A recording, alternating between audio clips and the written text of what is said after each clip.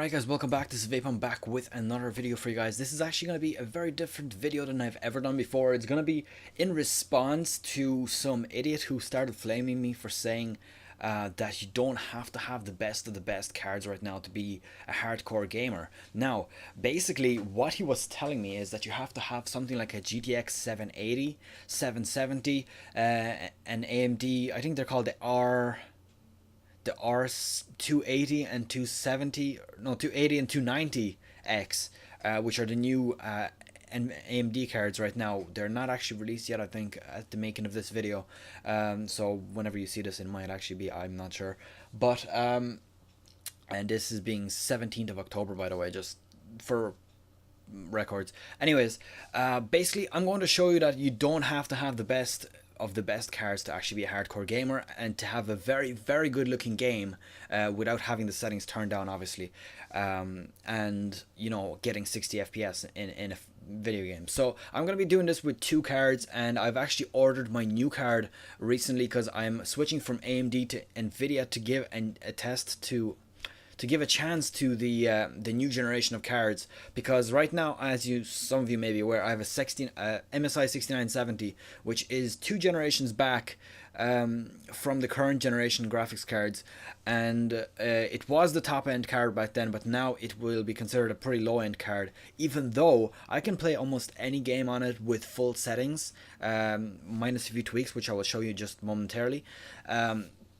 The difference is that I'm getting a GTX 770, which is quite an expensive card. I know it is kind of going against what I'm saying here, but I do a lot of gaming as well as recording, and I need to have that extra performance so that I don't actually, you know, overstress my graphics card.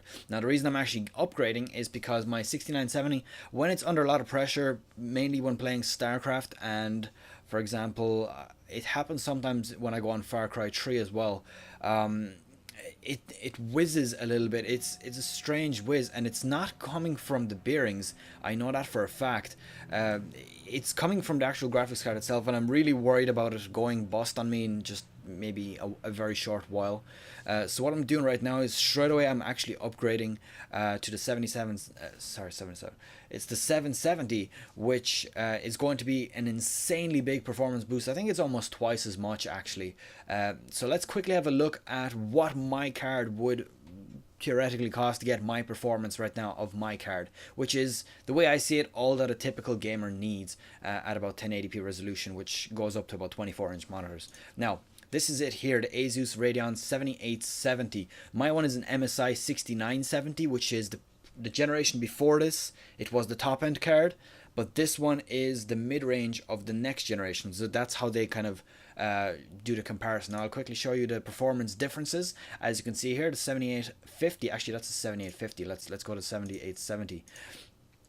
The 7870 is, as you can see, just a tiny bit ahead of the 6970. It is faster with everything. Just the gigahertz here is a bit smaller, but that doesn't really matter. It is a faster card regardless. Now, as you can see here, Crisis, it performs almost identical, just a tiny bit within margin of error, and then later on it does actually come up on top. I don't know why there was a bit of flickering there. I really hope that didn't screw up anything in the video, but anyways, as you can see, it does pull ahead in some of the games that do take advantage of the GPU a bit more, because new generation, of course, is going to have better performance and such.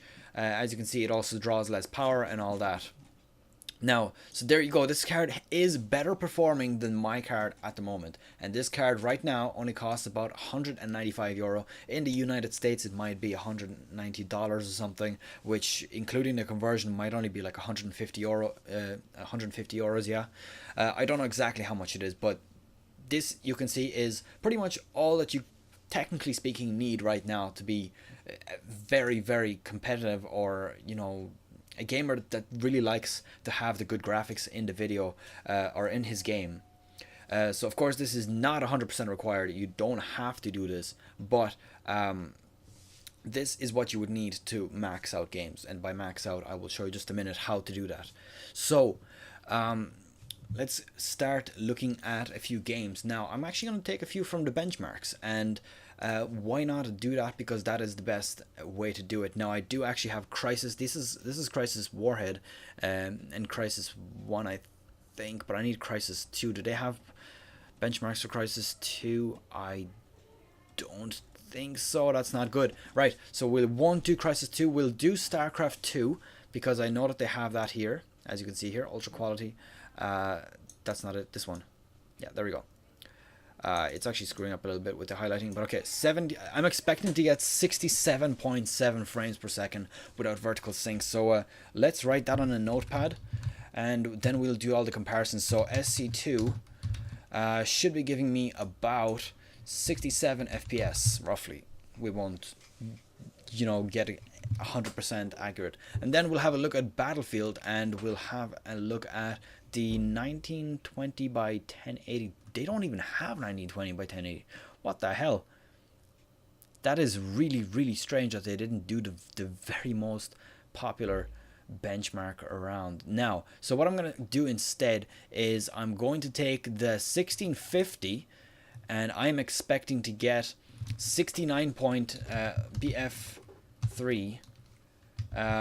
So I'm expecting to get between 69 FPS, and I'll take the 1920 by 1200 because that is higher than my resolution, and I will count that as 55. So we'll do it the other way actually, 55 to 69 FPS. That seems a bit realistic to me the way I see it.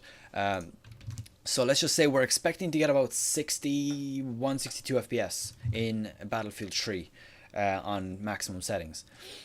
So again, that's actually still acceptable, to be honest. That is acceptable when you're looking at maxing out 100%, and that is what I get roughly. But we're going to get more than that. We're going to get a lot more than that, and you're going to see how very shortly. I'm going to check if there's any other games that I actually have that I can test out. Elder Scrolls Starcraft 2.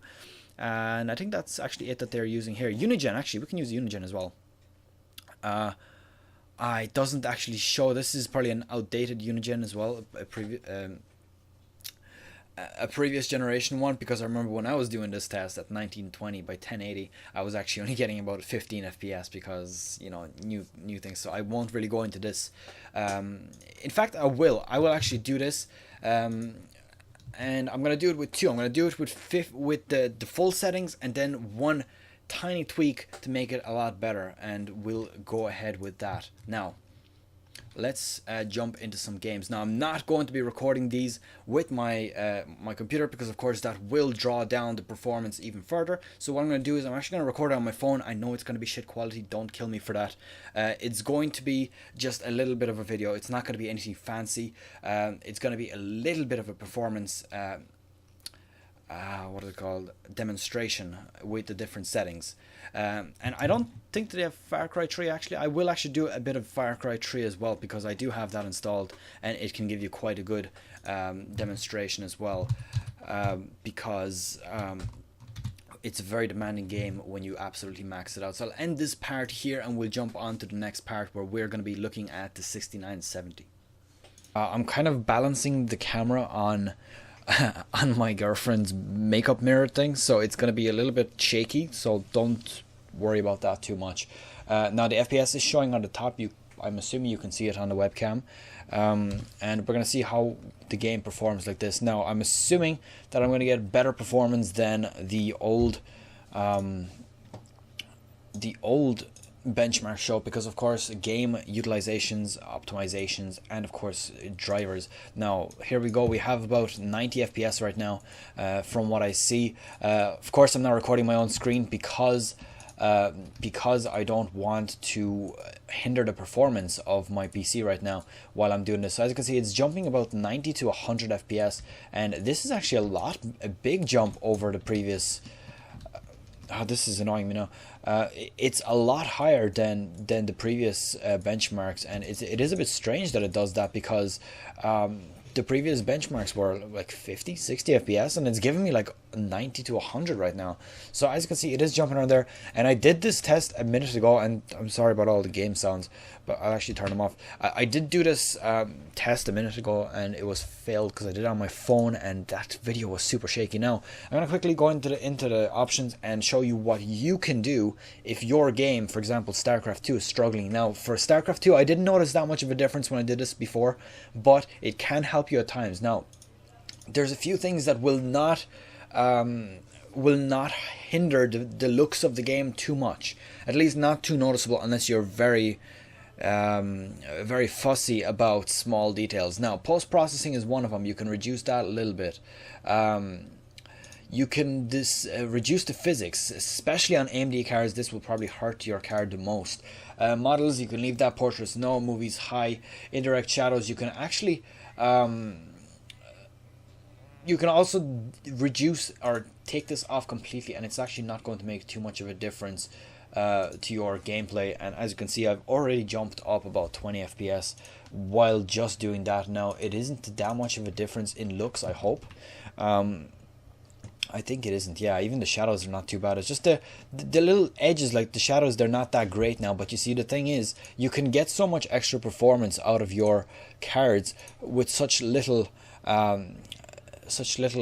drops in settings. Like effects is still ultra, lighting is still ultra. The biggest thing is shaders. If you reduce shaders, that's where your graphics are gonna look like shit after that. So we're gonna leave all that at ultra, and we're gonna do this right now. So there we go. We are now at 100 FPS. Actually, it's jumping up to 115 at times. As you can see there in the combat, it's jumping down to about 100 sometimes, but still quite a significant boost. So we did jump about 20 FPS from not having these extra differences and having them. And believe it or not, I mean, look at the game, it looks almost the exact same. The only difference will be a little bit difference in shadows and such things as that, but the way I see it, shadows is not even an important setting at all. You have to be really fussy to worry about shadows too much, because shadows, believe it or not, is one of the most demanding things in your games. It really does burn up your graphics card quite a lot. So we're going to finish this one here. As you can see, about 20 to 30 FPS boost just from reducing those things, and that is quite a significant upgrade. 80 to 110, that's a big jump. That's like, I don't know, like a 30% boost, 25 to 30%. So we'll finish this part here and we'll jump on to the next game.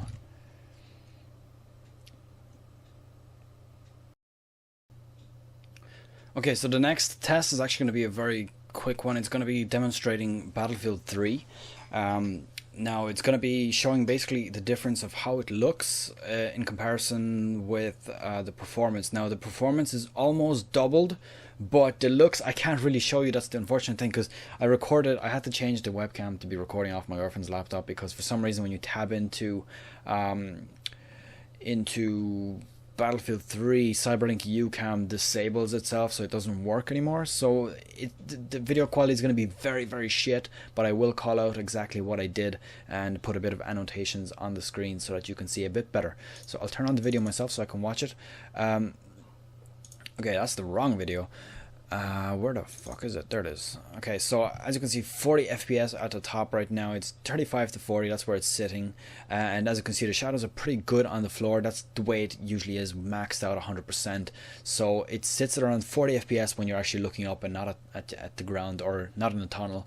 Now the field of view is maximized still. It's still on 100%. I think the 90 is the maximum view. So as you can see, 40 FPS. Somebody joined the server, but I wasn't really concerned with that. Now I went to the options, I went to video. There's three things that you need to change here, and shit, I'm actually going to get a bit screwed up here because I can't really see them. It's the ambient occlusion, which is one of them.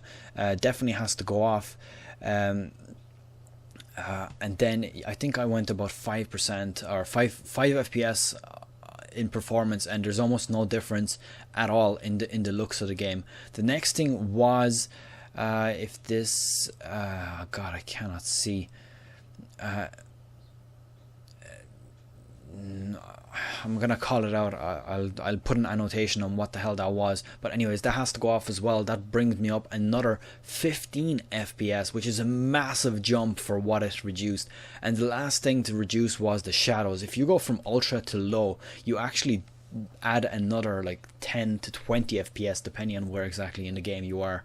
And as you can see right now on a 3-year-old card, which I've owned for 2 years, which now is worth less than €200 or less than $200 depending on where you live, you can get between 60 to 80 FPS. Very often it'll actually sit at about 80. Like right now on the video it's sitting at about 70 FPS, and you can see that the jagged lines on the shadows are kind of shitty, but that's not really the important thing here. The most important thing is the fact that you have such a high FPS in such a detailed game, and that is pretty much the most important thing. So I'll move on to Far Cry 3 and we'll have that the same effect there. We're gonna demonstrate what we can pull off with this graphics card.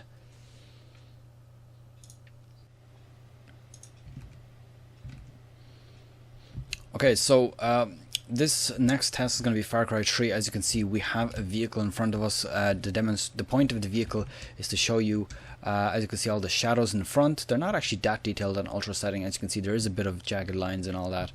But the point is, as you can see, the outline of the vehicle is very kind of smooth. It's a very good line, and this is actually fully maxed out settings on Far Cry 3. As you can see, very, very good looking, but very, very demanding. We're getting 40 to 45 FPS at most when we're doing this. Now, I have played around with this, and unless you really want to sacrifice a lot of settings, like for example, I'll quickly show you what low will be. Probably gives you a lot of FPS, like as you can see right now. Surprisingly enough, not that much of a difference when it comes to looks. I mean, yeah, there's a lot of vegetation missing here, but you are getting 90 FPS. Obviously, we don't want to do this. We want to keep as much of the game as possible, but we want to get as much FPS as possible out of a card that is not high end. So what we're going to do, we're going to bring it up to ultra first, then we're going to go custom. Now, the thing that I found seems to be the best, the one thing that you need to turn down is shadows in this game. Shadows are just tearing up your graphics card. So everything else is as high as it could be right now. As you can see, high, I think they don't go to very high or ultra. It's just these two that go, post effects and geometry. So I'll have this like that. Low shadows, everything else maxed out. And straight away, from 40 to 45 FPS, we're actually getting 55 to 60 FPS. We're almost getting 60 FPS here. So of course, unless you want to get, you know, that solid 60 FPS, then you do actually, you know, this would be the one change you could make. And surprisingly enough, the game still looks very good. Like as you can see, actually the sun's going down, so we're kind of losing the shadow here. But the game still looks very, very good. Everything is very detailed, and that's pretty much the one change that this game seems to be making the biggest difference, the shadow. Now, a lot of games will actually be affected by the shadow, because shadow seems to be very, very heavy on the graphics. But many other games will have other options. As you saw in Battlefield 3, ambient occlusion was one of the biggest. What was it again? No, it was the shadows that was the biggest. Then there was ambient occlusion, gave us about 5 FPS. And also anti-aliasing deferred gave us another 10 FPS. So we literally almost doubled our FPS in Battlefield 3 by just reducing shadow effects. Like, it's the shadows that are burning up your graphics card. And for a 2-year-old card that was released about 3 years ago, I think now, that is just absolutely amazing performance. Now, that'll be pretty much that. I have to talk about the sweet spot now, so we'll go back to here, and we are going to say 55 to 60 FPS. Quite a big jump still. 10 to 15 FPS is a nice improvement, but not as big as the Battlefield 3 one. The Battlefield 3 one was by far the biggest. It's actually minimum 55, minimum 35 to minimum 70, maximum 55 to 80, almost doubling the maximum FPS while actually doubling the minimum. So what does this tell you? This actually pretty much talks about how much, I mean, I'm talking about how much you do not need a very, very, very top-end card. Like, for example, right now it's the GTX 780 and the R290X, R280X, they're from Nvidia now, or from AMD I mean. You don't need those very, very expensive cards because you can actually play a game, even hardcore, with a worse card, but just reducing some specific settings that will not affect the game too much while giving you a big FPS boost.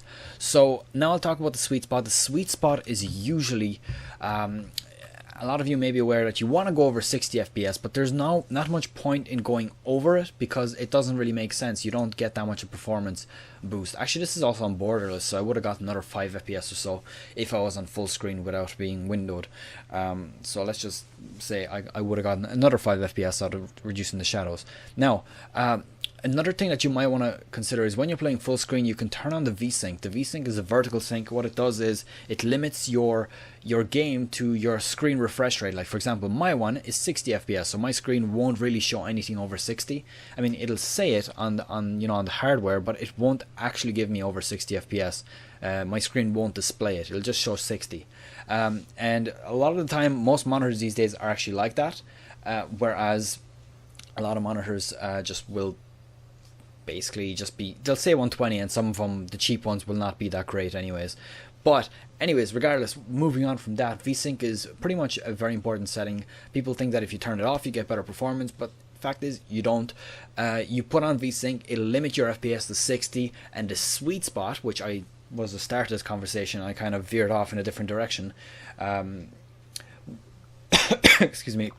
The sweet spot is when you have about 70 FPS without VSync, and then, and I mean 70 as in no less than 70, nothing less. So say about, say you get about a minimum of 65 and the maximum of about 80. So that's pretty much our Battlefield 3 results, 70 to 80 FPS. What you want to do then is turn on VSync, and then you're going to be sitting at 60 FPS and there's not going to be any drops. The thing that makes games look very glitchy all the time is actually the FPS drops. The FPS drops are the biggest plague of this video generation, because sometimes you have a lot of things going on the screen at once, and that is when your FPS drops significantly. So basically, if you have VSync on when you're getting about 70 to 80 FPS, you'll be sitting at 60 FPS with no frame drops. It'll look 100% smooth the whole time, and on top of that, the most important thing is it will not overwork your graphics card. Right now, I don't even know if I have Afterburner on. MSI Afterburner, let's turn that on. And actually it will not be showing in the game, so I will quit the game right now. And I'll show you what exactly I meant. Now,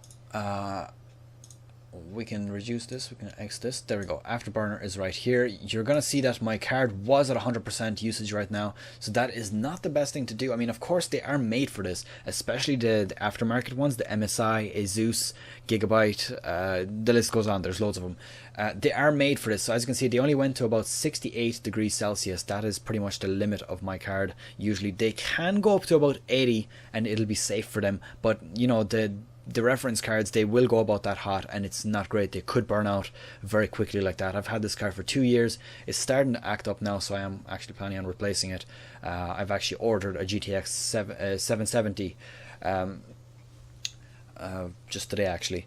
So I will be changing my graphics card soon. I'll be doing a bit of a review on it as well. But as you can see, if you can reduce your FPS by turning on VSync and reducing it to 60, then your GPU usage might be like 80% or 70%. And believe it or not, it's not going to reduce the temperature by like 5 or 6 degrees. It's going to reduce it by a good like 15 or something. So it can increase the life of your graphics card by quite a lot. And that is also very important when considering what kind of card to get. So at the moment, the way I see it, the best card level to get is actually the 7870 for AMD. Whether you get Asus, MSI, or whatever, it doesn't really matter. Or you can go for as high as the 760, which will actually be a lot better than 7870. It's about 20% increase because it is the next generation again, and it's more expensive. But you don't really need to get much higher than this if you just plan on getting a budget PC with very good graphics performance. Now I'll actually bring up an a PC that I built. Well, I didn't build, I ordered it for a friend because he wanted to make a PC. So actually this will be doubled, so let's just say that's 80, and then this will be 7100 for 711 euros. That would be pretty much a PC that will run any game at the moment with just if you want to have 60 FPS on it, you might have to reduce shadows, or you know, the tricks that I just showed you right now. There is just some settings that will not affect the way the game looks too much other than the shadows, but give you a lot of extra performance. So I'll leave you with this little note here. I don't know if I can zoom into this, I guess I can't, but I'm sure you can make out what it says there. An AMD 4-core processor, you don't need Intel for gaming. Motherboard to support that. 8 gigabytes of RAM, actually, not 4. NVIDIA 760, which is the most expensive item in this, and as it should be in a gaming rig. 500 gig hard drive, because you don't really need more. 600 watt power supply. You always get a Corsair one, or I think who else does? Cooler Master do decent ones, but from my experience, Corsair seem to have some of the best power supplies around that are not super expensive, and any medium-sized case, that's not really that important. So that's it, I'll end it here. Hope you enjoyed this video. Do leave me a comment below on what you think. I know it was long, but I had to explain what my thoughts were about this whole situation. So I'll end it here. See you guys next time.